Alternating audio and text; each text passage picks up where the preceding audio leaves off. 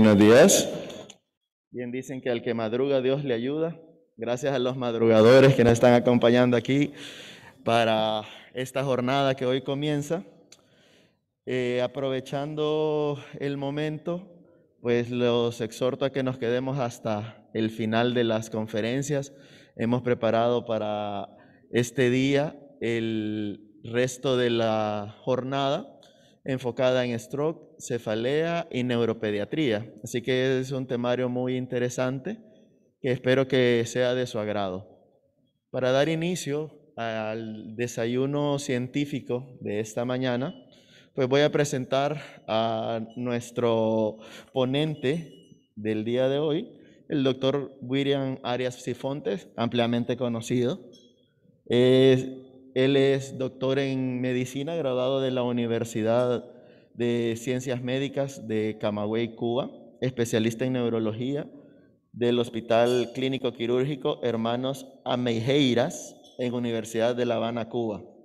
Ha sido conferencista de varios congresos nacionales e internacionales, tiene varias publicaciones en revistas internacionales de prestigio, es miembro de la World Stroke Association, miembro de la Asociación Mundial de Dolor. Actualmente es profesor de neurociencias en la Universidad José Matías Delgado, miembro fundador del Instituto Nacional de Neurociencias, expresidente de la Asociación de Ciencias Neurológicas y nuestro actual secretario. Los dejo con él. ¿Quién no los dos?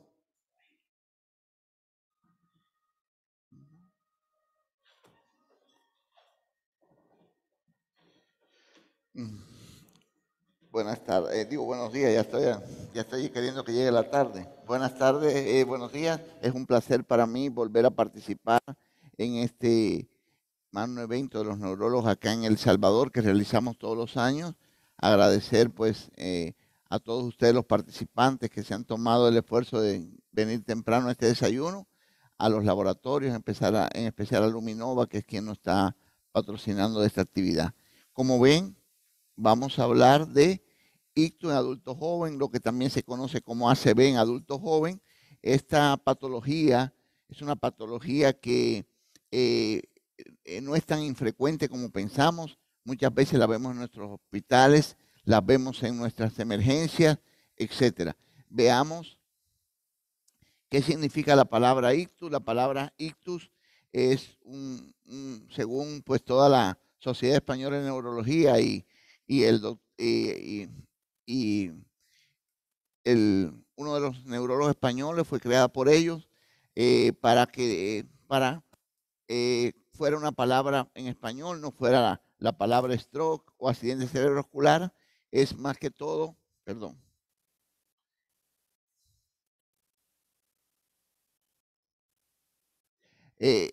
Significa golpe o ataque, se utiliza para cuando se habla de la instalación rápida de los nombres, o sea, del síntoma, y también se denomina en algunos lugares, ya más popularmente, coágulo, trombosis, embolia, y pues también acá lo conocemos mucho como derrame cerebral, o sea, en la forma de nuestra población.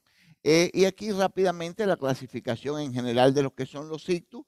El 85%, como sabemos, de una forma isquémica y el otro 15% de una forma hemorrágica. En algunos trabajos varía más o menos 82 y 18, etcétera, pero en general está así. Y con las causas fundamentales que no, en este momento no va a ser parte de la presentación. La enfermedad cerebrovascular es una enfermedad sumamente importante y eso hace que realmente tengamos que ponerle atención. Ya se ha hablado que a medida que van pasando los tiempos se va haciendo ya una pandemia de los daños cerebrales. Vean ahí las características. Primera causa de invalidez en el mundo, tercera causa de muerte. Cada 53 segundos va a haber un evento cerebrovascular y cada 3.3 minutos muere una de estas personas, según algunos estudios, más que todo son estudios publicados y datas fundamentalmente en Estados Unidos, que realmente es un país donde se manejan muy bien las estadísticas médicas. ¿Y qué es el ictus en adulto joven? Primero, ¿qué es un adulto joven? Un adulto joven se considera en la mayoría de trabajos que se habían publicado y como consenso de la World Stroke Organization, es el paciente que presenta un evento vascular en menores de 45 años y algunos dicen más de 15, aunque vamos a ver más adelante que hay eventos cerebrovasculares también en niños, en adolescentes. Pero ahora ya algunos, ayer bromeamos anoche, que ya algunos trabajos ya han incluido el adulto joven hasta los 55, otros hasta los 50, o sea, ya por lo menos si me dan estos días todavía voy a ser adulto joven. Entonces, pero bueno, y son reportes que se han ido publicando, más que todo, hablamos de eso ayer, más que todo en España, donde ustedes saben que ha habido que hacer cambios en la seguridad social, porque los pacientes llegan hasta 80, 90 años y ya la seguridad social se está quedando sin dinero. Una breve introducción de las características de este paciente adulto joven. Se produce también, vean lo que les decía, el adulto, lo que llamamos ACV o ictus, se produce también recién nacido, lactante y niños adultos jóvenes, lo que resulta que tenga una morbimortalidad bastante significativa.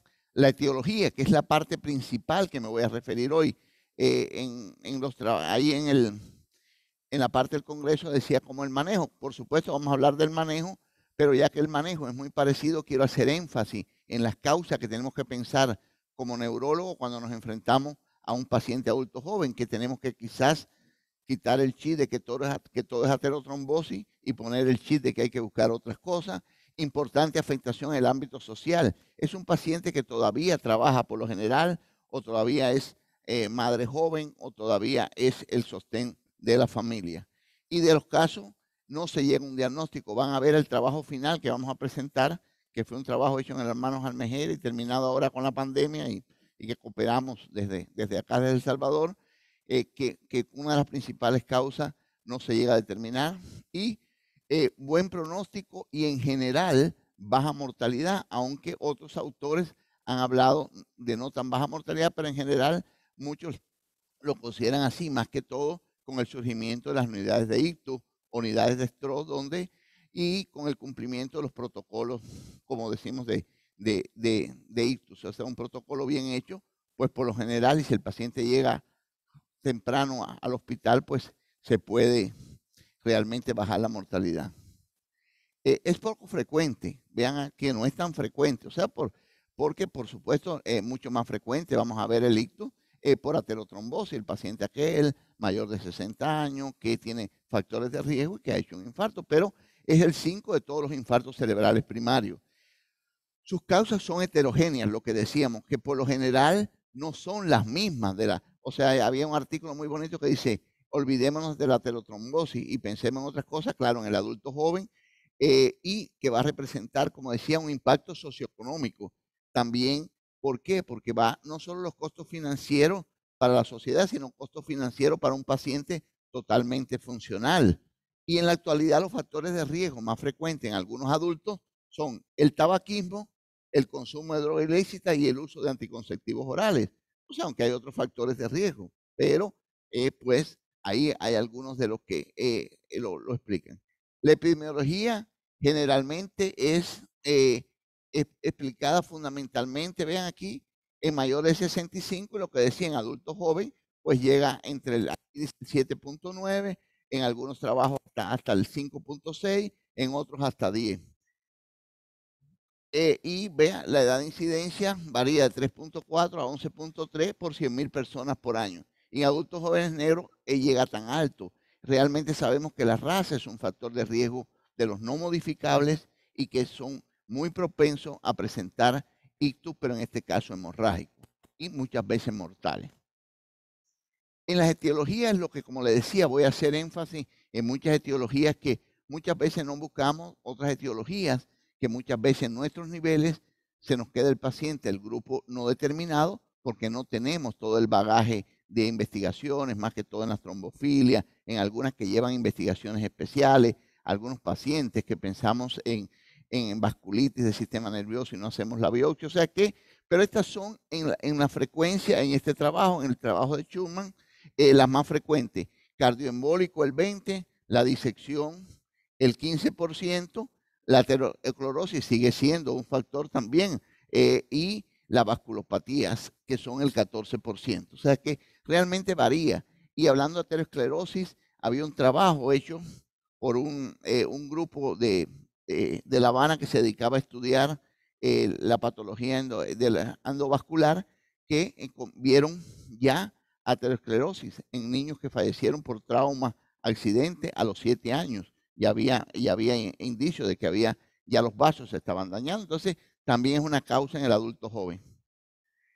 Estos son algunos estudios de la etiología. Vamos desde los clásicos de los 90, Matías Guiú, Julen Bolugaski, Fernando Barrinaga Mentería, este estudio de chino, de Chan, William I.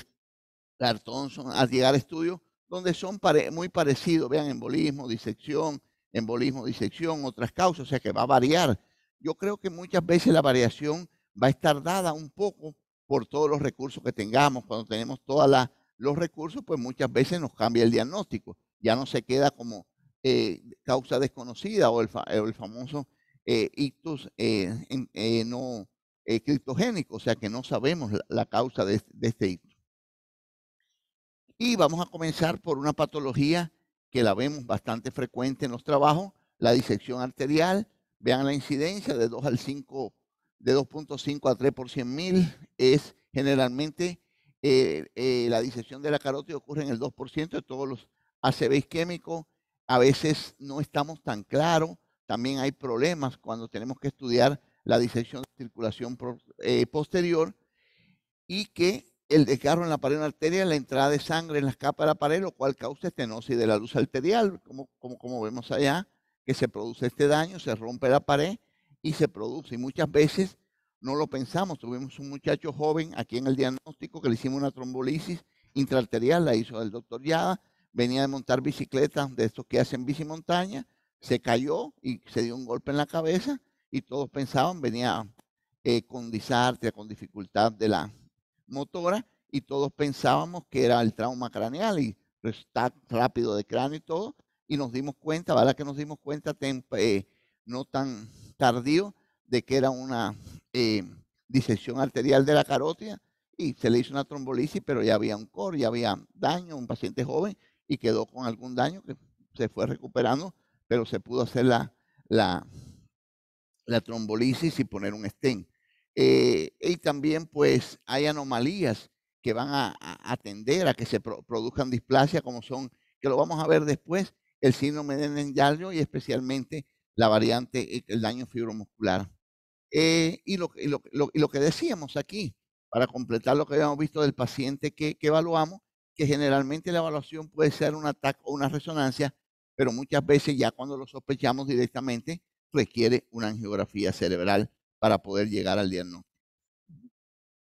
Esta es una imagen, vean, ahí la disección, como estamos viendo, de una disección, como decíamos, generalmente son en las carótidas. Muchas veces hay pocos estudios de la circulación posterior y dice que es difícil hacer el diagnóstico cuando ya ocurre en circulación posterior. Otra causa son los estados de hipercoagulabilidad, o sea, cuando el paciente presenta una de estados de estos que muchas veces lo vemos y no son tan extraños, generalmente, por supuesto, más se ve en el área de hematología, etcétera, pero muchas veces van a hacer un accidente cerebrovascular y muchas veces vienen cuando hacen el accidente cerebrovascular, algunos no tienen diagnóstico y ahí empieza uno a ver qué es lo que ha pasado. Generalmente los más frecuentes, las trombofilias más frecuentes, tenemos el trastorno de la proteína C, el factor 5 de Leiden, la deficiencia de antitrombina, la deficiencia de proteína S, mutación o la parte genética de la proteína G20210A, el metilreductasa y la hipercolesterolemia y el síndrome antifosfolípido. Las trombofilias muchas veces son los pocos, como decía, no son tan frecuentes, pero son de las causas del infarto cerebral en la edad pediátrica y muchas veces producen tromboembolismo venoso también. Tenemos la deficiencia en algunas, no me voy a detener mucho porque son muchas causas, solo quería que tuviéramos en cuenta que tenemos que pensar en otra cosa cuando vemos un paciente de que no de 70 años, de 80 años, sino un paciente de 38, 40 años que llega a la emergencia afásico, hemipléjico, o sea, con alguna de las variantes de un ACV. También la deficiencia de proteína S, la proteína C activada inactiva el factor 6 y el factor B de la tasa mayor, lo que resulta en la generación de una trombina reducida y que generalmente pues van a tener, hay necesidad del diagnóstico, vean, en el diagnóstico prueba de deficiencia de proteína S y hay que estudiar al paciente, o sea, la siguiente es la deficiencia de antitrombina 3, otro cuadro clínico que produce la glicoproteína no vitamina dependiente, inhibe la coagulación de la hélice de la trombina y el factor 4 puede ser asociado con eventos agudos de teratenotrombosis, síndrome nefrótico, cirrosis, anemia hemolítica, trastornos de la asparaginasa, heparina, tamoxifeno también, y puede causar también eventos trombóticos, como dice aquí, y Chun también derecha e izquierda. La hiperhomocistinemia, que es la mutación, como conocemos, del gen de la metilentrainodofalato reductasa y que no es tan infrecuente, se encuentra en el 5 al 15% de la población general y está asociada a un riesgo de 5 veces más de trombosis venosa este paciente que un paciente que no. Y es una causa de aumento de la homocistinemia. El síndrome antifosfolípido, que ese es, muchas veces ya tenemos estudios acá, en los laboratorios hacen antifosfolípido y vean aquí las características. Este síndrome, incidencia 5 por 100.000 habitantes, en 40, prevalencia 40 casos por 100.000, es más frecuente en mujeres, vean ahí, 5 a 1.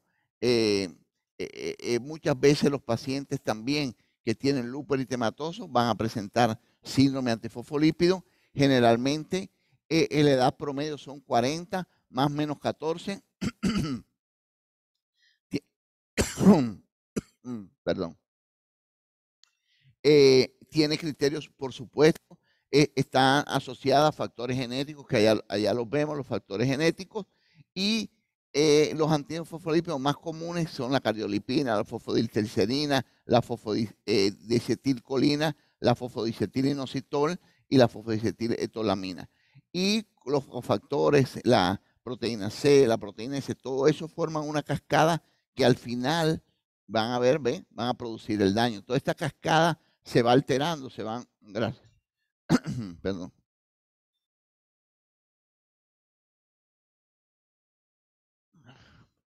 Toda esta cascada se va alterando y dando al traste con la formación de este trombo y la producción de un ACV en el síndrome antifosfolípido. Y como le decía, aquí se dice que hay que pensar que todas las arteriopatías son no ateroscleróticas, que cuando vemos al adulto joven tenemos que olvidarnos un poco de la aterosclerosis, aunque también la tenemos que estudiar, y tenemos algunas que hemos visto en nuestra residencia, en algunas rotaciones que hemos hecho y las hemos visto también acá en nuestro país. La arteritis de Takayasu, que es una arteritis de grandes vasos, más común en adultos jóvenes que afecta a la aorta y sus ramas mayores, que realmente estos pacientes, generalmente a veces no pueden, nosotros tenemos una paciente en nuestro servicio que no podía, o sea, cuando se sentaba, ella comenzaba y hacía síncope y y la paciente molestaba bastante. Y uno de mis compañeros hacía la broma, decía, cuando esté fregando mucho, porque ella llamaba que me sentía mal, díganle que mire el malecón. Entonces se tenía que sentar para mirar el malecón y ahí se desmayaba. Díganle que por la ventana, cuando se veía del hospital, mira el malecón, que mire hacia allá. Y es más frecuente en mujeres, 10 a 1. Una media de 24 años, común en Asia, India, México, una prevalencia de 2.7 millones, pero no quiere decir que si la prevalencia sea en estos países, no esté en la de nosotros. Vean la prevalencia también en México. Tienen muchos cambios y que pues la tenemos que pensar también. Hay otras anomalías o arteriopatías no arterioscleróticas, la enfermedad de Becer, que es una enfermedad que produce daño del mediano y pequeño vaso, generalmente es descendiente de países del Mediterráneo, en predicción blanca, es entre la tercera y cuarta de la vida. El paciente va a tener además una serie de síntomas que nos va a permitir el diagnóstico diferencial, como son úlceras orales y genitales, eritema, lesiones nodulares, afectación ocular, y está asociado a la HLA-B51. Las angiitis primarias del sistema nervioso, que es lo que decía, que muchas veces vamos a necesitar biopsia y no la tenemos si tiene ciertas características raras, generalmente igual que el BC, ataca a los pequeños y medianos vasos, generalmente puede haber encefalopatía, generalmente puede haber meningitis y, por supuesto, un déficit neurológico multifocal, y el famoso que le llaman stroke light es su forma de presentación. El lupus eritematoso, que lo hubiéramos puesto al principio, porque ese sí lo vemos con mucha más frecuencia. 20 de los pacientes, inmunidad mediada por inmunocomplejo de vasculitis del sistema nervioso, que no es tan común, y muchas veces producen vasculopatía local, irritación vascular, aterosclerosis acelerada, trombofilia, y vean todo el cuadro clínico. Es otra causa que también tenemos que pensar y tener en cuenta. Otras ya más infrecuentes o que no son tan de nuestra práctica diaria, pero como digo, más quería enfocar la conferencia en esta parte para que abramos los ojos y cuando tengamos un adulto joven pensemos en otras cosas cuando se nos traban, como dicen, las carretas y no sabemos qué tiene. Y vean ahí otras arteriopatías, no aterosclerosis, tenemos vasculitis infecciosa, como son la varicela zoster, por vía hematógena cerebral media, la propia angiografía, se van a ver estenosis multifocales, y el VIH también, que generalmente se produce, es algo que hoy está disminuyendo por la incidencia, pero siempre fue una causa también de vasculopatía.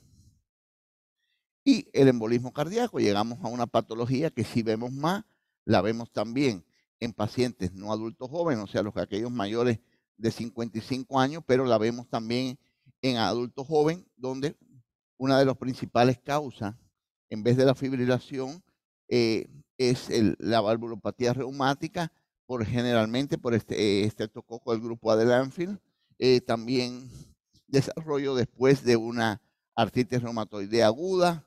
Un estudio de seguimiento que se hizo en uno de los institutos más prestigiosos de cardiología, el Ignacio Chávez, la valvulopatía mitral puede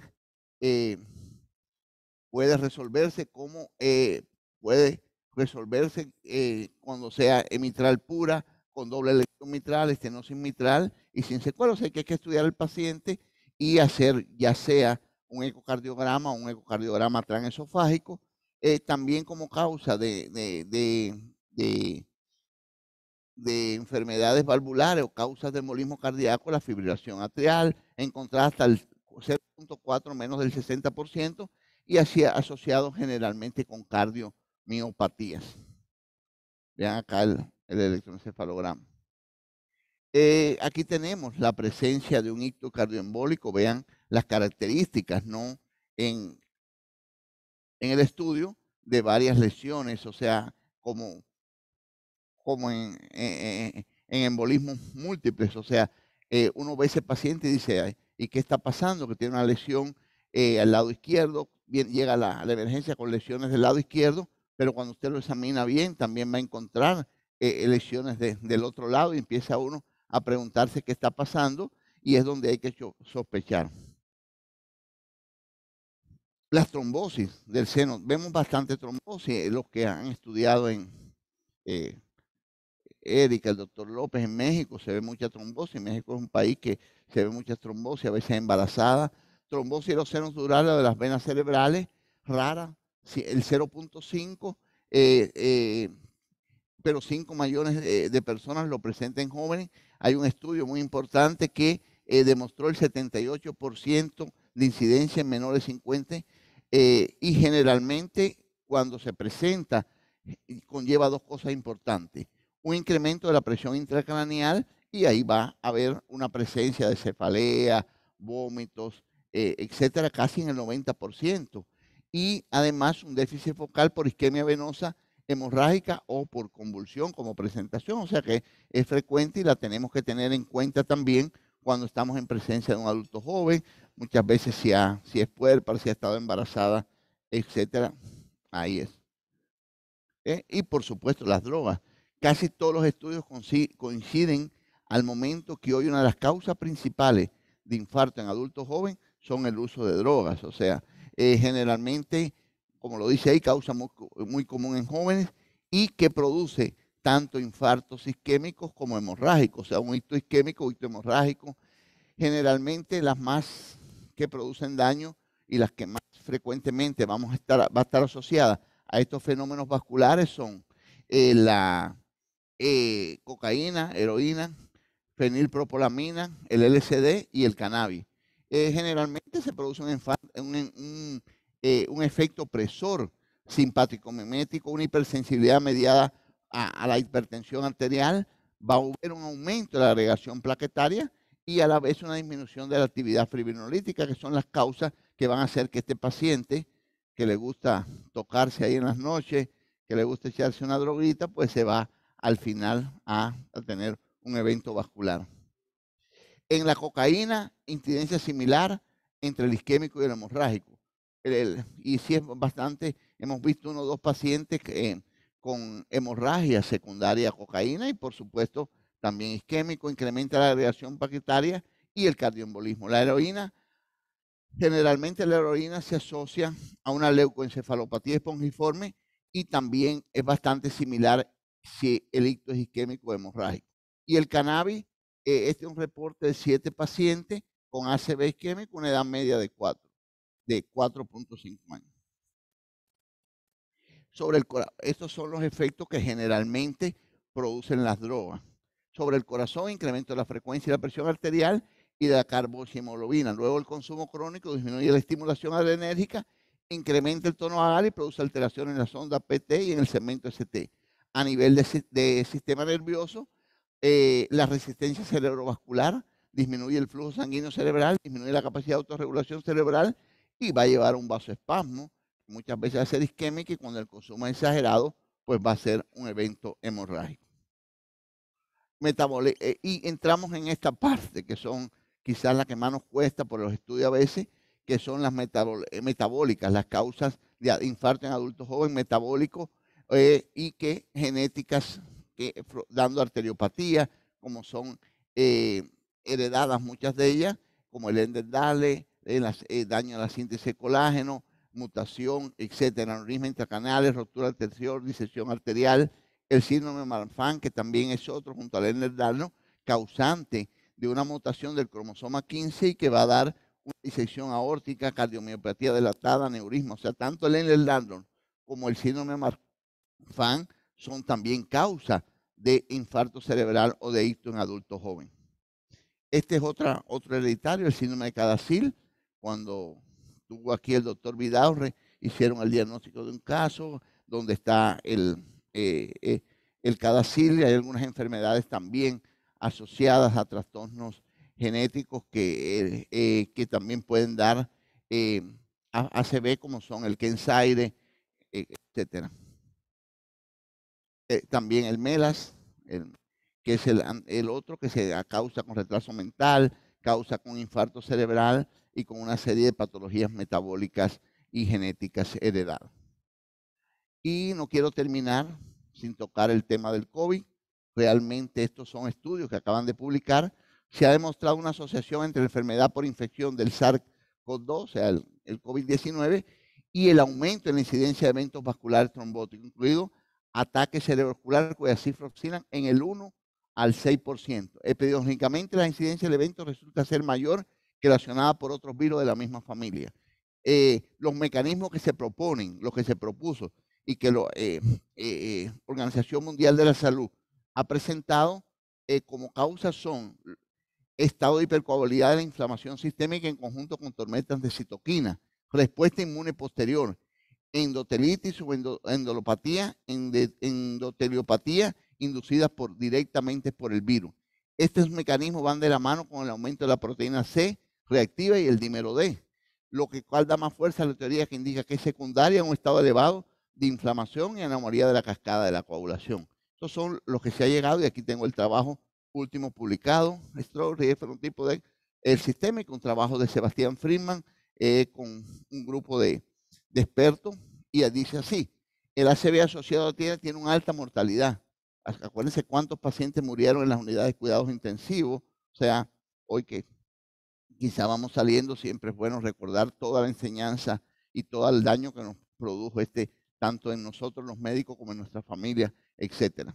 Y esto fue lo que hallaron los investigadores. El estrés es la forma clínica en la que puede debutar estos pacientes. Fue el primer síntoma de COVID en el 50 pacientes jóvenes del estudio. Por eso quería poner, porque estamos hablando de pacientes jóvenes. Además, el 45 no tenía absolutamente ninguna comorbilidad ni factores de riesgo. O sea que fue el virus como tal el que produjo toda la cascada que vimos y produjo el daño. El trabajo también encontró una mayor proporción de pacientes con ictus isquémicos en los que la súbita pérdida del flujo sanguíneo se debe a la presencia de grandes coágulos en las arterias. Cuando se hicieron las autopsias, se vio que un grupo de pacientes de estos del COVID-19 tenían estos grandes coágulos. Esto lo vemos en el 29% de los casos de ACV, y acá lo vimos alrededor del 49% en toda la población. O sea que antes de esto se veían estos coágulos generalmente en el 29% de los ACV isquémicos, y hoy en los pacientes con COVID-19 lo vieron en el 49% de la población. Para terminar y rápidamente, vamos a manejar el ictus del adulto joven. ¿Por qué? Porque sigue siendo igual. El ictus en el adulto joven es algo que se maneja muy parecido, casi igual que cualquier otro ACV. Lo único que tenemos que tener, por eso quería hacer énfasis en las causas, porque al final siempre para nosotros la premisa en las unidades de ictus es tiempo y cerebro, y por supuesto el código ictus, que es el que se desencadena apenas llega el paciente con los estudios y todo. No va a haber una variación porque sea joven. La variación va a estar en nuestras mentes cuando busquemos la causa. Y pues igual, tampoco podemos ser discriminativos. O sea, a veces se dice por ahí en algunos autores que hay que actuar todavía más rápido en estos pacientes, porque ya por la teoría de que producen para la sociedad y todo, pero ya que ya vamos llegando, queremos que a nosotros nos atiendan bien también. Entonces, y lo primero es que sigamos haciendo hincapié en nuestras poblaciones, en nuestras unidades de ambulancia, en nuestra parte prehospitalaria, cómo detectar un ictus, cómo hacer si hay la pérdida de fuerza, si el paciente tiene problemas del lenguaje, y también hacer más propaganda, porque cabal, mientras más se habla de esto, más rápido llegan los pacientes, los familiares lo detectan, o lo detectan los sistemas de ambulancia, y lo llevan a un lugar donde hay una unidad de ictus. Igual los factores de riesgo, trabajar sobre los factores de riesgo. Y también una forma de disminuir el ictus en adultos jóvenes es trabajar en estos factores de riesgo ya más relacionados con las patologías que producen infarto en adultos jóvenes, bajar la homocisteína, suspender los anticonceptivos y cambiar a otro método si se puede. Y la familia, acuérdense que hay un estudio donde se comparaba los pacientes que padecían de migraña, y los que padecían de migraña fumaban y tenían anticonceptivos orales, tenían el 30% más de producir un infarto cerebral, y ahorita vamos a estar hablando de migraña. Evitar triptán en la migraña hemipléjica, buscar la deficiencia de hierro, orientar a la familia en relación de la dieta, etcétera. O sea, que esto es como podemos ayudar a disminuir la presencia de infarto en adultos jóvenes. Y este paciente va a necesitar, más que todo, ayer hablábamos también en una conversación de lo importante de la anamnesis cuando vamos a ver un adulto joven. Ahí sí cambia un poco, porque ya, como le decía, ahí tenemos que quitarnos el chip de la aterosclerosis y ver los antecedentes familiares, de ictus, si hay cardiopatía, trombosis, los fármacos, si toma anticonceptivos, si ha tenido un traumatismo, si ha tenido patologías previas, como migrañas con aura, trombosis venosa, etcétera. Y por supuesto, el neurólogo tiene que estar alerta en su valoración neurológica, buscar focalidad, ver si hay una alteración de la cervical, ver si hay un nivel de conciencia, si hay un síndrome confusional, o sea, todo lo que tenemos que ver si hay meningismo, si hay una cefalea, qué tipo de cefalea, las características del fondo de ojo, por supuesto, si hay intolerancia al ejercicio, y la valoración de factores sistémica de fiebre, cuadro constitucional, exploración cardíaca, la carotidia, la vascular, y si no, pedir ayuda al cardiólogo, por supuesto, es revisar bien alteraciones, o sea que lleva una anamnesis un poco diferente, porque tenemos que pensar en otra cosa cuando hemos visto el que nos ha llegado un paciente adulto joven. Y en general, está feita la diapositiva, pero es para que ver todo a la vez, ¿ve? Todas las antecedentes, aquí vemos la anamnesis, eh, los antecedentes familiares y todo lo que hay que hacer y buscar las etiologías que hemos hablado. Y ya se hace el abordaje, o sea, de primera y segunda línea, cuando estamos frente a este paciente. La trombolisis en la unidad de ictus sigue siendo el objetivo que nos hemos trazado. Creo que mientras, como decimos, mientras más rápido llega el paciente, mejor te podemos atender porque tenemos la trombolisis, ya sea endovenoso o intraarterial, como un arma muy eficaz para estos pacientes. Lamentablemente, todos no llegan a tiempo y tenemos que pasar a los protocolos donde vamos a decidir si vamos a usar un antiagregante plaquetario, si vamos a usar un anticoagulante. Hoy tenemos también ya acá en el país la trombolisis tanto intraarterial y tenemos la trombolisis mecánica. Se han hecho 2 pacientes de trombolisis mecánica, pasado ya 12, 14 horas del ACV con muy buenos resultados.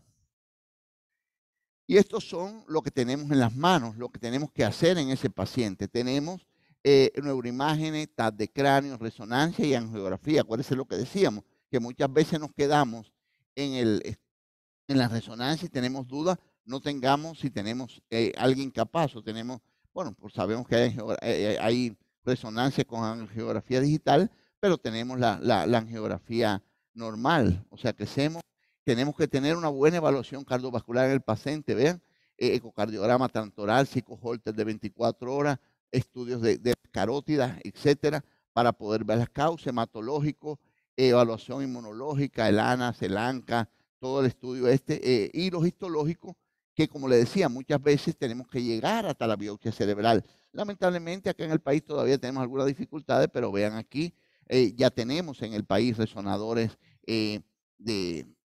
con las características que permiten funcionales, como esta resonancia, tenemos ecocardiogramas transtorácicos, muchas veces una de las causas que no hablé, y hay algunos pacientes adultos jóvenes en el ecocardiograma es que le detectamos el foramen oval permeable y es una causa también de ictus en adultos jóvenes. Y las unidades de ictus siguen siendo el papel fundamental en todo esto, donde el paciente va a llegar rápidamente, donde se le va a tener un tiempo para hacer el tratamiento, tener una resonancia en la mano y que el equipo ya en menos de una hora comience a hacer la trombolisis entre la llegada del paciente. Vean aquí lo que hacemos acá en el hospital diagnóstico, inicio de los síntomas, llegada de la ambulancia, la TAR, resonancia, la subida a la UCI y la colocación ya sea de la trombolisis intravenosa, que es la que todos quisiéramos que fuera nuestra primera arma de batalla porque es menos costosa, etcétera, pero muchas veces tiempo no es cerebro y el paciente llega ya cercano a las 4 horas y media y tenemos que hacer una trombolisis arterial. Quiero terminar con estas conclusiones. Para que vean que se pueden hacer estudios y que las incidencias son parecidas. Este es un estudio que se empezó hace muchos años y que se concluyó ahora con la pandemia, cuando los residentes que estaban en el Almejeira pues tuvieron más tiempo de revisar 500 expedientes y se publicó en la Revista Española de Neurología. Ahí en el grupo de edad promedio fue de 33 más 7 años. El género predominante fue masculino en el 59.5. El 64 ACV fueron isquémicos y el 36 fueron de naturaleza hemorrágica allá por supuesto, en el hospital que estudié y trabajé. En cuanto a la etiología de los isquémicos, la más frecuente criptogénica. ¿Por qué? Porque o lo escribimos mal en el expediente o no teníamos los recursos. Este es un estudio que viene desde casi 15 años antes. Se revisaron las historias desde 1990. Entonces se vieron, seguida de la cardioembolia, la etiología inhabitual, aquí sí, aterotromboembolia también, y por último la patología de pequeños vasos. La etiología más frecuente del hematoma parenquimatoso fueron las malformaciones vasculares encefálicas. Los factores de riesgo fueron, vean, parecidos: hipertensión arterial, migraña y uso de drogas ilícitas. Esta hipertensión, quizás en todos los pacientes, generalmente hay muchos pacientes hipertensos y lo sacaron del expediente, pero vean que algunos sí coinciden, la migraña y el uso de drogas ilícitas, y la mortalidad de la población del estudio fue 11.9 y correspondió el ictus isquémico en el 8%, mientras que el hemorrágico fue el 13.6. O sea que este es un estudio que se ha hecho aquí en Latinoamérica y que muestra las características. Así que eso era lo que tenía para este desayuno. Les deseo que continuemos en el desayuno y pues termino. Muchas gracias a todos.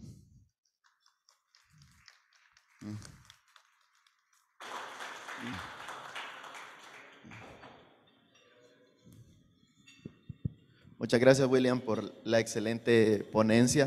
Gracias. Realmente, stroke siempre en jóvenes es un reto diagnóstico.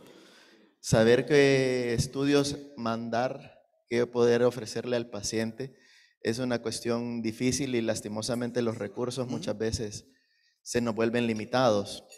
Y a pesar de las investigaciones completas, decirle a la familia que no sabemos el por qué, también puede ser difícil, ¿verdad? Cuando llegamos, después de tantos estudios, tantas arteriografías, ecos y todo lo demás, a encontrar que es criptogénico. Vamos a dar la oportunidad para algunas preguntas del público o comentarios. El doctor López. Sí, excelente, doctor. Me gusta que siempre participa, doctor. Muchas gracias. Buenos días, muchas gracias, compañeros. William, sí, ya te la hice, pero quizá es importante para los compañeros. Hasta donde yo siempre vi, inclusive vi en tu abordaje ahí en estudios de neuroimagen, angiografía cerebral. Y en la casuística que mencionaste era el 10 al 25% de las disecciones vertebrales. Exacto. Ya me lo contestaste, pero entonces tendremos que en el screening tener una angiografía vertebral. Gracias, doctor López, y muy importante, una de las cosas que decía en el estudio es que muchas veces nos equivocamos, y esas se van, como la que dice Pereira, las criptogénicas, y sin embargo tenemos una disección de la circulación posterior, porque nos quedamos con la resonancia o nos quedamos con la angioresonancia y no hacemos una angiografía. En este paciente, aunque fue carotidia, se hizo una angiografía, por supuesto, se puso un stent, pero igual se le hicieron vertebrales, que muchas veces no se hacen porque o no podemos o se nos va rapidito. Pensamos que por supuesto es más frecuente cerebral media, pero no es tan infrecuente la circulación posterior. O sea que sí debiéramos hacer un estudio completo si lo tenemos a la mano. Una pregunta también de mi parte, doctor. En los casos de que al final llegamos a criptogénico, ¿sí? ¿Cuál sería la recomendación de tratamiento en estos casos? Si tenemos que variar nuestra terapia preventiva o no, se sigue la misma. En caso de criptogénico nos quedamos con la tristeza de que no sabemos la causa, pero generalmente se manejan como se manejan los ACV con la prevención, o sea, prevención secundaria, el uso dependiendo de lo que pensemos. En este caso, como no tenemos una causa cardioembólica, etcétera, normalmente los antiagregantes plaquetarios decididos, y siempre volver a recordar que ahora que estuve revisando algunos artículos, sigue bien claro que no hay una ventaja del uso de aspirina más clopidogrel para el tratamiento. O sea, eso se sigue porque más tendencia a la hemorragia y no se ha demostrado ningún beneficio superior de usar la aspirina con el clopidogrel unido. Muy buenos días, doctor. Mi pregunta va en el sentido de, desde hace tiempo está en boga las bebidas energizantes que la mayoría de la población consume, más a raíz de los desvelos que tiene y todo. Claro. Y la incidencia de hemorragia se ha visto un poco aumentada en estos pacientes, junto con el riesgo de padecer Alzheimer, decían algunos estudios. Claro. No sé qué nos podría comentar de esto. Fue lo primero que me dijiste, la primera palabra. Las bebidas energizantes. Ah, sí, perdón.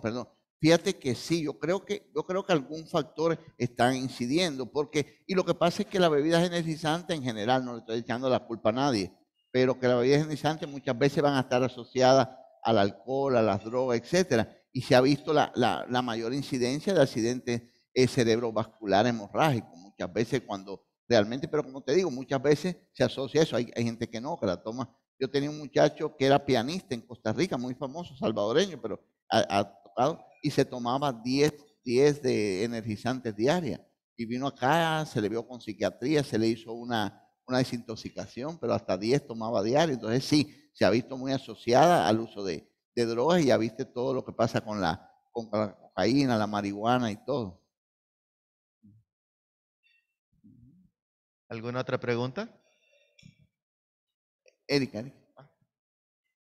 Ya se la llevo. Gracias, Maya.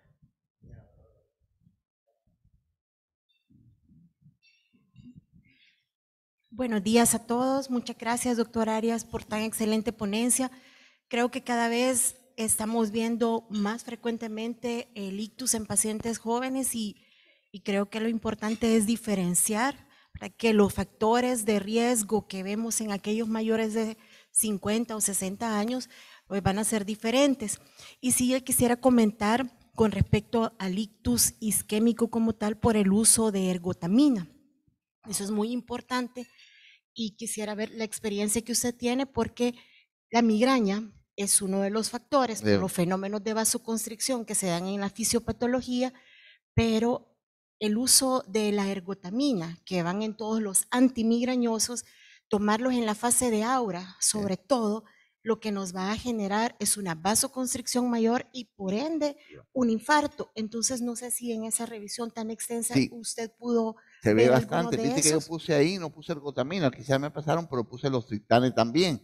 Tenemos que tener, bueno, y ahorita vamos a batirnos con la migraña y con la cefalea, pero tuvimos el problema de que en muchos pacientes es un factor de riesgo, lo que decía. La migraña como tal es un factor de riesgo para adultos jóvenes. Y si a eso nosotros le sumamos que muchas veces usamos rápidamente la ergotamina, y ayer hablábamos que la más simple, la que hay en el seguro y eso, que es el Ergotan, creo nada más, o algo así decían. Bueno, la que sea, pero hay que tener mucho cuidado en la fase inicial, cuando viene el aura, porque es la fase de vasoconstricción, donde se ve los infartos, y hay un estudio donde se le hicieron creo que a como a 100 pacientes migrañosas, y había varias que ya tenían microinfartos, lo que algunos le decían anteomnio, objeto visual no identificado, pero que se sabe que son infartos migrañosos silentes. Entonces sí, la ergotamina y los triptanes hay que tener mucho cuidado al utilizarlo en pacientes migrañosos. Y ya viste que decía que los triptanes ahorita están contraindicados en la migraña hemipléjica. Bueno, lo felicito, es una excelente revisión que hizo, doctor, bien clara. Y yo le quería preguntar algo acerca de cuando estamos en la investigación en un paciente joven. Normalmente hacemos el abordaje inicial y lo tratamos y todo, pero ¿cree usted que es recomendable repetir en algún tiempo, en cierto tiempo, repetir los exámenes en búsqueda de una causa? ¿Y cuándo sería el tiempo prudencial para poder repetir un examen? Porque en la parte aguda hacemos todo lo que es necesario, pero tratamos el ictus, la rehabilitación y todo, pero ¿cuándo sería yo creo que sí, el fíjate momento? que, bueno, ahorita que tenemos ya más tecnología, que tenemos acceso a más exámenes, es triste, como decía Pereira, quedarnos con el criptogénico, o sea, que, por ejemplo, este estudio que hicieron allá, que hicieron mis compañeros, que bueno, yo participé en una parte, que generalmente a veces, lamentablemente, en Cuba no hay acceso a algunos estudios importantes, pero sí, tratar de no quedarse con el criptogénico porque muchas veces hacemos un abordaje inicial un poco más agresivo porque estamos tiempo de cerebro y todo, pero sí, después repetir muchas veces hasta los estudios angiográficos es necesario repetir y a veces encontramos otras cosas que no encontramos en el primero. Excelente. ¿Otra pregunta? Aprovechando que ya se puso bonita la discusión. ¿Nadie más? Bueno, vaya, aquí está.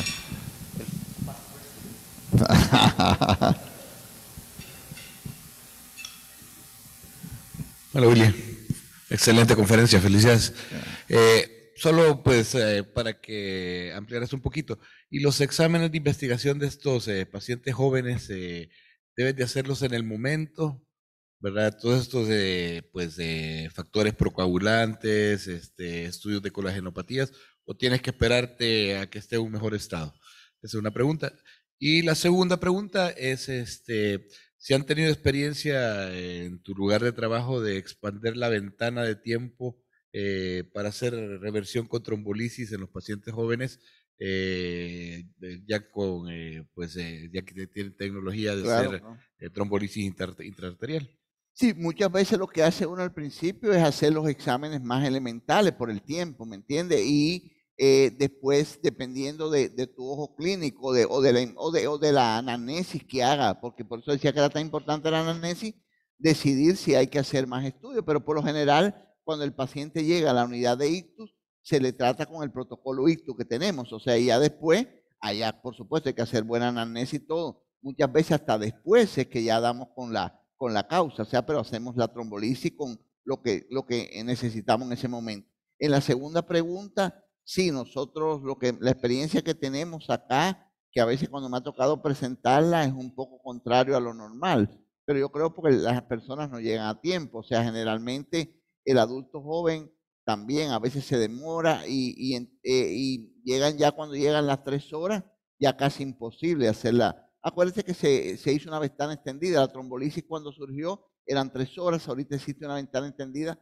a 4 horas y media, pero ya los estudios han demostrado que mientras más cerca estés del límite de la ventana, más son las complicaciones hemorrágicas, etcétera, etcétera. Entonces, en adultos jóvenes a veces uno se arriesga un poco ahí sobre las 3 horas y pico, o se decide una trombolisis intraarterial. Lo que decíamos nosotros, y no es solo económica, sino a veces por el tiempo del paciente tenemos en la data del hospital diagnóstico de la unidad de ictus, tenemos mucho más trombosis intraarterial que intravenosa, pero yo creo que es por el tiempo.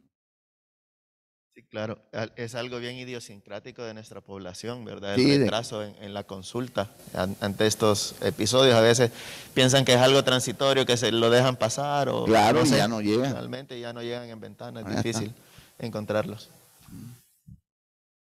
No, bueno.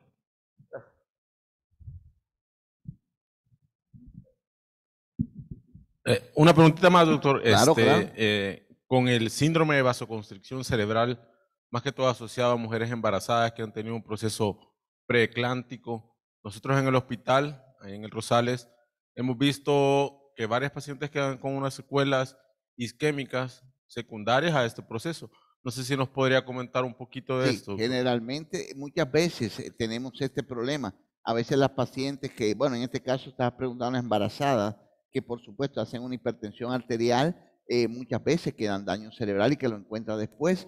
Ayer vi una paciente que venía de Estados Unidos y había hecho teóricamente allá una encefalopatía hipertensiva, la habían visto, etcétera, y no le habían hecho resonancia magnética y tenía lesiones antiguas, 3 lesiones antiguas generalmente, y tenía un cuadro clínico típico de daño cerebral, tenía disarte, tenía dificultad, o sea, la familia que la vio aquí dice que ya no la veía igual. Entonces en la embarazada sí, es muy frecuente, por eso es importante después de los pacientes del embarazo, muchas veces tratar de hacer una resonancia magnética, etcétera, para ver, porque muchas veces quedan con secuelas que en ese momento, pues por la emoción del parto, todo eso, la paciente no se da cuenta y después vemos una paciente que comienza a tener hemiparesia ligera, etcétera, y cuando vemos ahí está la lesión.